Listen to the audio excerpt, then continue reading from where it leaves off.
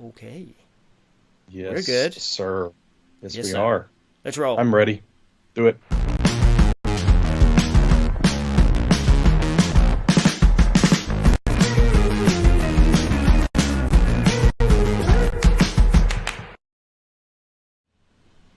Welcome to the 365 Message Center. You're here with Darrell as a service and my friend Daniel Glenn.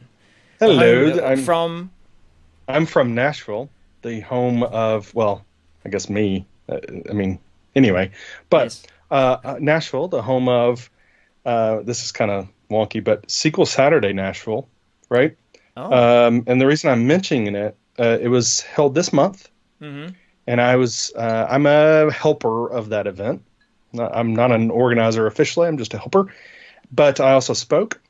But one thing that we do every year is give glasses as giveaways, pint All glasses, and right. so I'm mentioning it because I'm drinking out of it for the show today. Is there So home of some embossing or something on there? Not yep, embossing. What do you call it when you sort of frost etching. and So yeah, etching? Yeah. so it's got the logo and it's a Sequel Saturday in Nashville, and then it has the year. This is actually from 2014. I'm sorry, I can't really see it, so it's more like this is a Can you condensation on the see? glass, and I'm Like if drawing I it do on for you this, now. can you Yeah, that'll see? do You it. can. Now I can see it. Yeah. I thought you were Anyway, just fooling with me and just no, drawing no, the no. condensation. I'm gonna have a drink to yeah. Yep, good, good. All right, we do have a good few things to talk about. And look, thanks for tuning in last week as our first, was it first show of the year? It was second. Oh man, Second, am I yeah, right? second. Cool, Second. cool. Hmm. Yeah. That's right. Let's take a quick look Yep. at what we've got on. We have a major update. I think there should be one or two more up there, but Yeah. the one they've chosen, we'll talk about that when we get to it. And a few stay informs and plan for change. So let's take a look at our first one. And This um, is yeah, this is our major update. Something we've yes, already talked about. and this is a reminder of the It's a major of reminder yes. of a major update. Yep, Yes. yep. The reminder is, you know that opt-in toggle switch where you can try the new Outlook on the web. You can flick that across in your browser, and you can try out the new look and feel and get familiar with those features. That has been available to targeted release for some time, and now it is being opened up to the rest of your org. And this is a reminder that it is going to happen. So this is, oh, hey, Well, hang on. it's General availability started yesterday. yesterday. So the reason why this is published, I think, and we're going to have a similar conversation about another one announcement. But if you'll notice in the second paragraph, when they first talked about this in September, when they rolled it out to target release in Mm, September, they said they would be done by January 1st of 2019. right. Well, that didn't happen. Yep. And so I think, that's why this announcement maybe is why it's there. Why is it a major update? I don't know, because it's just a reminder of saying, hey, we didn't meet our deadline, but we're doing it and Mm, be aware. I don't hmm. know, but I agree. Major update on a reminder. Yeah. And I think thinking about that too. Some would say, yeah, so what? It's just a toggle, and people are going to try stuff out. Mm, They'll try new features, and users will get used to that, right? hmm And if it's no big deal, and they don't like it, or they want to switch back to before, then they can hmm do so. What I found in the additional notes too was it referenced a blog, or rather a page in the tech community, which had a nice little timeline of, right, if you're trying this out, here's the things that don't work, here's the things that do work, here's the things that are coming. hmm And as they've got closer to this, let's let everyone try it out, there's only a few things that they've got to get off their list. Yeah. Now let me just see if I can find that. But Which is what's your thoughts on that? Well, it's kind of neat to see. I mean, that happens with every we're in this evergreen model of Mm. we're releasing features and we improve on those features. We add new features. We improve in the experience based upon our own timeline and our backlog, our Microsoft's backlog. But we do that also based on people's feedback. But it's nice to see that being kind of up front and center that, Mm. hey, this is what we're doing. And these are the kind of things. I'd like the communication of this is not supported. And I like Yep. that. Yep. It gives that knowledge to power to the people for us to so we're not guessing, we're not going Mm. hunting and pecking of, oh, where's this, does this on there, so I Yeah. like it. See, back in September when they first released it and allowed people to access it, so it would have been in line with about Ignite, let people try it out. There were a few things that were limited, not really working. Limited support for certain things, and where they're at now, there are still a few things that are currently unsupported. Enterprise chat, delivery of receipts. Now, is Yeah. that if you've read a message in OWA, it's not going to send off a receipt to someone who's requesting them? Maybe. Which, notification panel. how many of us, by show of hands, has turned that off in Outlook and never send a receipt? Delivery receipts, yeah. I never Yeah. send a mark it. Don't send a receipt, and don't ask me for, like, I look at emails that ask to have a read receipt, and it's like, yeah, dude, that hasn't worked for a while. Like, people don't do that anymore. So calendar, changing the weather locations. These are things that you can do on your desktop, but we don't all want to be stuck with PST or Redmond styled weather, Right. Rain and rain. Yeah. Oh, no. But look, the thing I want to say about this too is that we're allowing people to try it out, and it's going to go wider, and people are going to do that. Things to consider really around this are, from a technical support, that if you are allowing others to do that, then be prepared for when tickets come in that they may come across features like this that aren't working. Right. Their experience is different to what you've been up until now supporting, and getting familiar with questions, telling people, hey, just click here and click here. Oh, look, forget it. Let me control your screen and I'll show you. Well, and there's some things that people may be using. I know people like to use the voting, when trying to get feedback, and so they use. Well, they're not going to be available. So if you say in your email, click the voting options, and they've switched this over, then they're not going to see those. So, is that a big thing? I don't think it's a big thing, but it's definitely something that will annoy the crap out of people who actually use it. And the irony is usually it's some executive that it's been one of their favorite features that they use between leadership or whatever, and hey, where'd that go?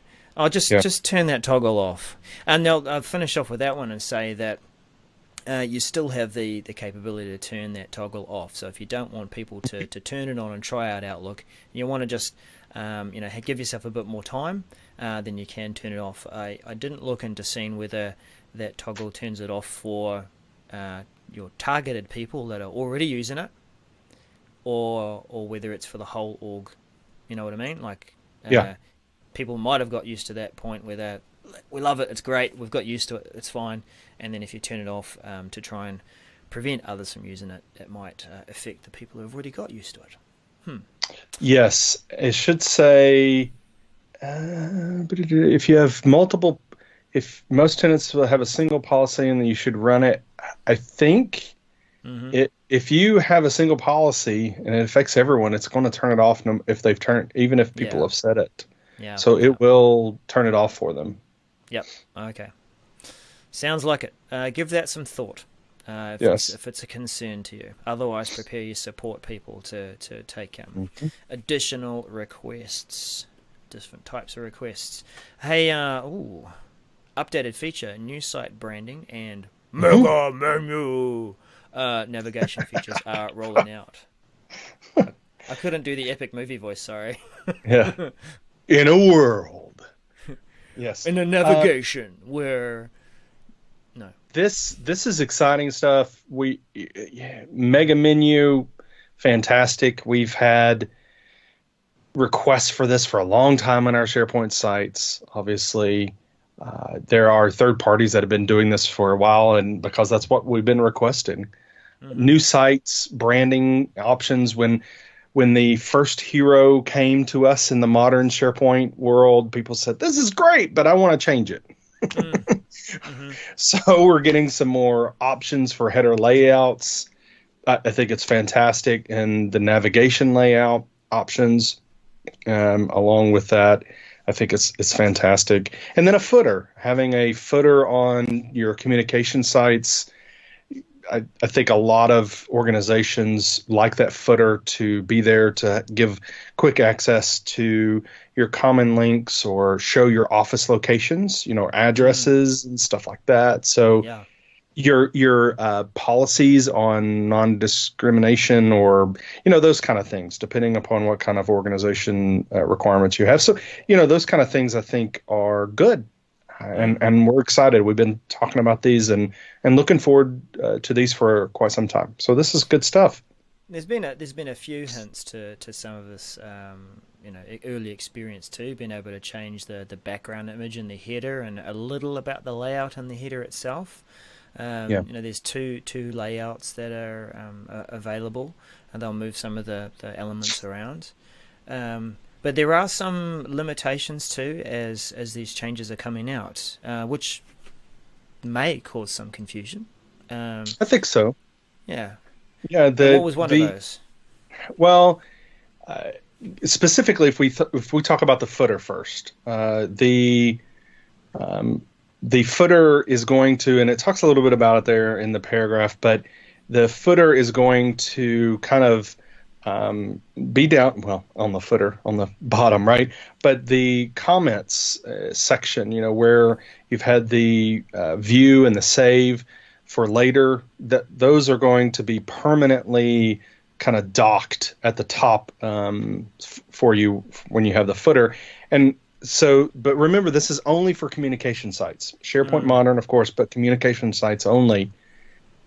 And it is only for pages, specifically meaning if you create a page or the home page, it's not for when you're viewing a document library or list. The footer won't be there.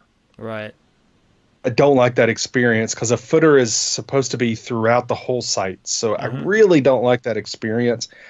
And then on top of that, if you don't do anything, all of your existing communication sites and new ones get the footer.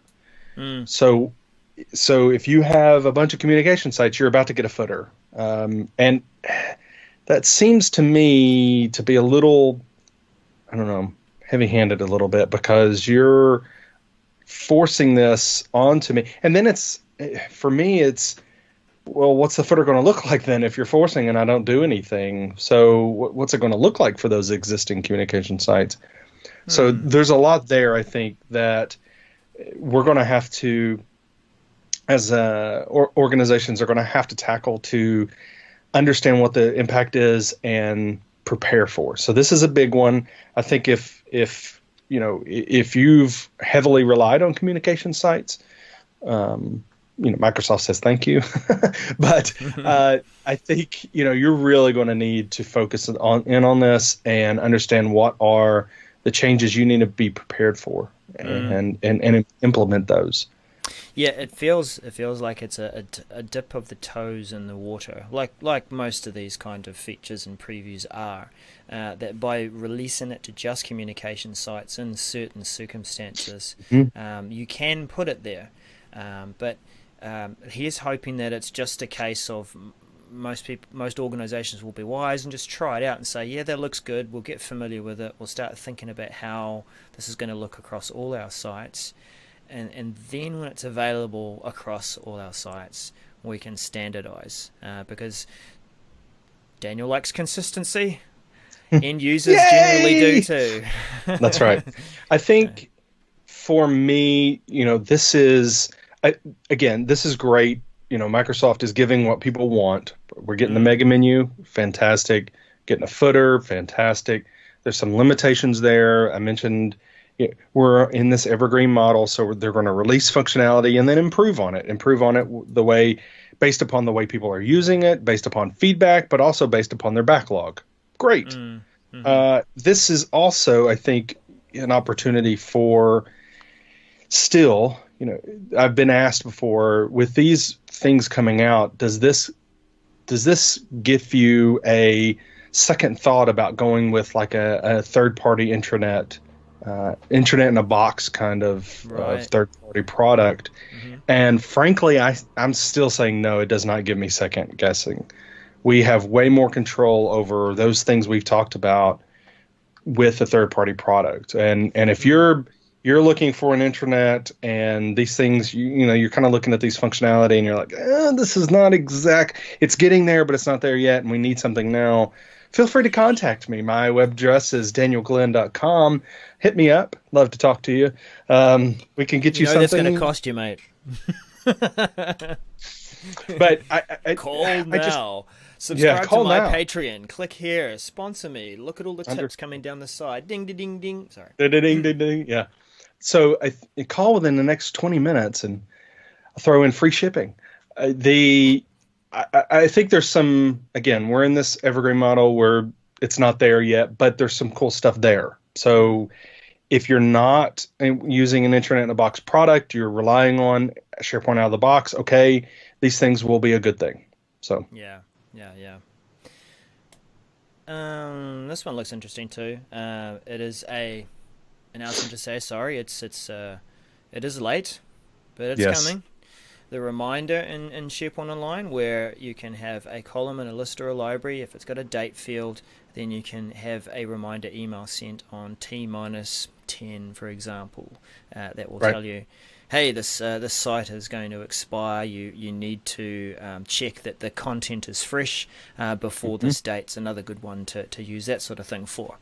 I think one of the themes you talked about was generally around the timing of these announcements. What we're seeing here, hey, 30 days warning, or remember we interviewed Mike at Ignite in September. So if you haven't seen that episode, go back and watch it. I'll link it in the episode later. Okay, we talked to him about this, and they have a kind of a release cycle, and it's two types. One is a 30-day and one's a 90-day, and meaning they give those notices on new features. And so at minimum, we should be getting 30-day notice when features are coming out.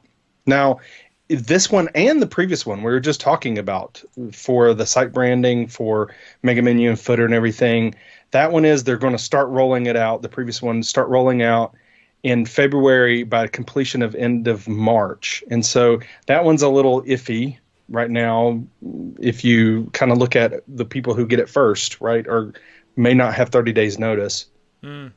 But this one is the same thing. Their end of the mid-February is when it's going to be completed, getting this in SharePoint Online. Well, that's not 30 days notice from January 24th. And so it seems like this is breaking the rule. I'd like to, maybe we need to have a follow-up conversation with Mike to understand. It seems like we need to have some sort of, is there an approval process? And I don't think there is, and I think there should be, but is there an approval process of, okay, we're going to announce this. Wait, you're telling people they're going to get this and it's not 30 days. Yeah. We need to give them more time, so let's push this. I don't think there is that process, and I don't think there is that power to tell a product team, don't ship this. Well, that's it, isn't it? It is driven by product teams, and if one feels it's more important to get this message in here at this time, and here's the content and the choice of whether it's a major update or not. Right. Yeah. So but for small organizations that are nimble and, okay, maybe 30 days, you don't need that 30 days because you're just going to use it anyway and keep going. And but for larger organizations that have a user base that is very diverse, and they have programs to communicate the changes, whether that's via lunch and learns or video or or all of the above, or email communication, whatever. 30 days is even pushing it, because most of these organizations, the people who are compiling this information, that's not their job, and it may not even be part of their listed job. They're just doing it. And so, giving them more notice for something like this, which is this creating a reminder in SharePoint Online. This is fantastic functionality. Is this pivotal to have released now because, it's going to change the world? Well, at the same time, it's not something that like this one wouldn't be an example. I'd say I need to know about it early. This is more about something's appeared. I'm going to tell people in their lunch and learn that, hey, there's a new feature to use, so check it out. But those other ones and the one we're going to look at next are certainly more crucial in terms of getting warning. Shall we have a look at that one to finish off? Yeah, and just to finish my thought there, I think this is one of those, and I've been seeing more and more about adoption and how we can help people do adoption. We have a series that I'm a part of as part of regarding 365. Now we've released 2 videos on adoption, the coffee chat on 365 adoption. And yourself and Sarah Hazy, cool. Yeah, that's right. But it's just, we're focusing on this, but then we have to remember that it's more than, it's more than having events. It's more than having communications about what's coming. It's more than having, lunch and learns and helping people go through that change management process. It's also technology. And you have to work hand in hand. And so having less time and not following that, having that less time, it really does have an impact. No, on this Create and Reminder in SharePoint Online, this really is a integration with SharePoint and Flow to be able to get that reminder, based upon that call. It's fantastic. Is that a big deal that we're not getting 30 days? No, but I would argue if it's a rule for one, it should be a rule for all. And so if there's a 30-day rule, we need to stick with it. That's it. Yeah. No, I'll get down from the soapbox, but let's go to the next one. I know that there was one there. I'll go back to it actually and just quickly say something about it. And it's really more for Skype for Business and Microsoft Teams that we talked about it in a previous episode. The Admin Center is combined, and there is a first couple of features that if you manage call queues, if you manage auto attendance, then you're going to be able to do that in the new Teams Admin Center. No impact to end users. That's all invisible to them. It just makes the job easier for your admins. And lastly, and this one is the one that we're referring to about, yes, it impacts users. And I think both you and I felt that this one might have been written by someone more so in engineering and a little more technical and less about end users. But what we're expecting to see is a new dialog box. I think I will find that in my links here somewhere. And the dialog box supposedly for saving files is going to change. Before we have a look at what it will look like, let's take a quick look at a Word document. This is just a blank old Word document. We're used to seeing that. Great. Flick our faces over to the other side. We'll go up to... I know. Sorry about that, man. I should have... You got a bit of whiplash there. Yeah. Oh. As we go into the backstage file menu and file save as, we get this view, which I kind of like. It shows me exactly what tenants and SharePoint accounts or Office 365 accounts I'm connected to. Shows me my recent files and recent folders at this point. I can pin stuff there. My question is, is this going away? Because the announcement talked about when you click or hit Control S, when you use the quick toolbar up here, the quick access toolbar. I click save, and what happens? Yep, we get taken to that. Right. So is that going away, or are we expecting to see something a little different? Um, what were your thoughts on it, Dan? I I like that experience. Mm-hmm. I like the experience that, and we just got this experience, I don't know, last year sometime, and then I think it was improved with the latest release with Office. So I like the experience of the save because it seems to be more intuitive to actually save the document. Now, I think there's some issues. Like, for instance, you're looking at this right here. How do I create a new folder? There's no way for you to create a new folder here unless you click on the location at the very top, and it opens it up in the old style dialog after it makes you sign in. We could talk about that maybe in a second, but the old style dialog, and then you can create the new folder. Anyway, so that process stinks, but for the rest of it, I kind of like it, and it gives you all of what you have available and et cetera. I like it. So this new changing the way we're going to have the save dialog is it's interesting. I think you see it there now that you're scrolling down. It should be very familiar to those who have been using the OneDrive sync client and doing sharing and doing that kind of work using the client, because it looks very similar to that. And so you're able to give it a name, a location. One thing I'm noticing, straight away is you have to click the more save options to get to the file type and all of that. But most of the time you're saving, if you're in Excel, you're saving that XLSX, right? If you're in Word, you're saving that DocX. I mean, that's the way it works. But most of the time. But the thing is, and you've kind of drawn an arrow there, thank you for doing that, is what is the default? Well, the support documents talk about if you are signed in, and it kind of says full stop there. Okay, signed into what? Signed into 365 with your what? Right. Your Microsoft account with your Office 365 account, or have you done both? Or have you signed into multiple tenants? What's going to be your default? Yep. I don't know. Yeah. And we've talked about this before. The having multiple accounts in Office is not the greatest experience with switching accounts and all that kind of stuff. And but what is the default? Because the default is important when we're talking about users using this day in and day out, trying to save. If they have to switch that thing every single time, because the default is maybe their personal OneDrive, but they do most of their saving in team sites or vice versa, this is going to be a problem, right? And this is because now, Microsoft would probably say, well, it's the same number of clicks. Well, it's not really.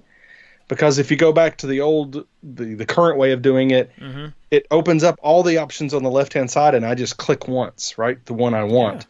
Here, I'm going to have to click to do the drop-down to select all the options for the new way, and then I have to click again for the one I want.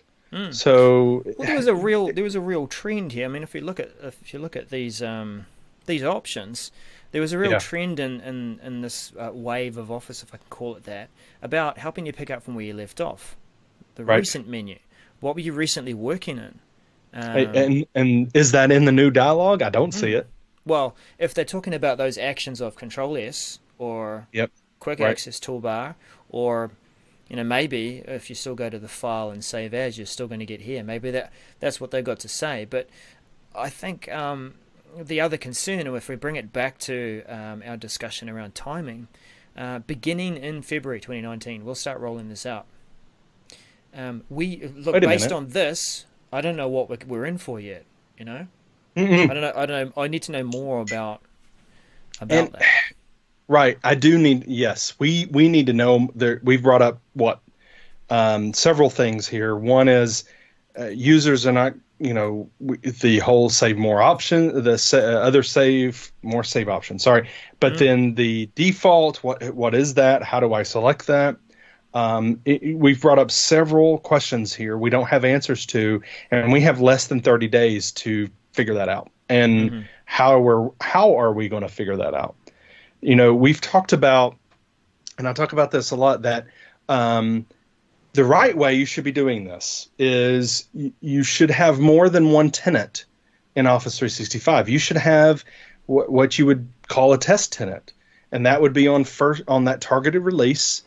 So you would get all these things new, get all these things before everybody else, and then you would be able to educate your users.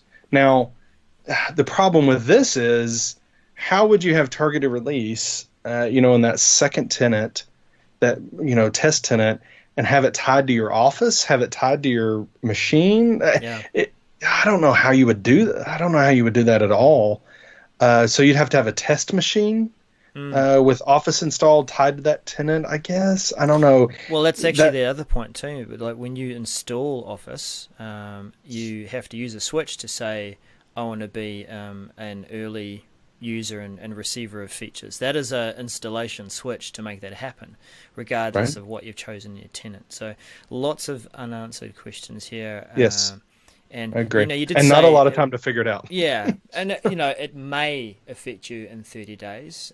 We are reading too in the announcement that it's going to take a lot more time for it to be rolled out to everybody. Yes. But the point is that if we all need to prepare for this change, what does this look like? Maybe we can scrape around and try and find someone to take us a bit deeper on it. I hope so. Let's try that, because this is one of those things that I think from an engineering perspective, this isn't a big deal.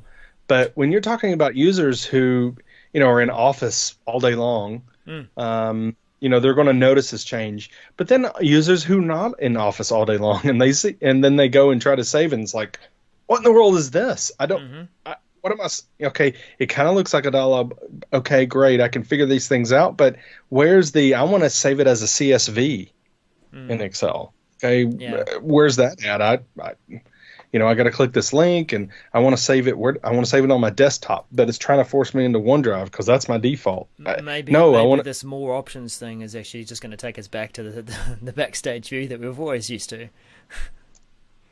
Maybe, I don't know. What's underneath this location, and is there ability to browse? If I go to SharePoint, can I browse down to the site, and then it opens up the document libraries, and I can choose from there.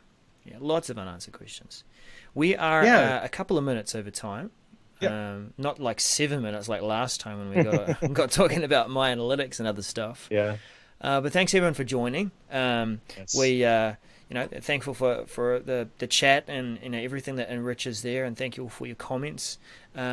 We do want to draw attention to some of the shows that we talked about. So your the coffee adoption show. Sorry.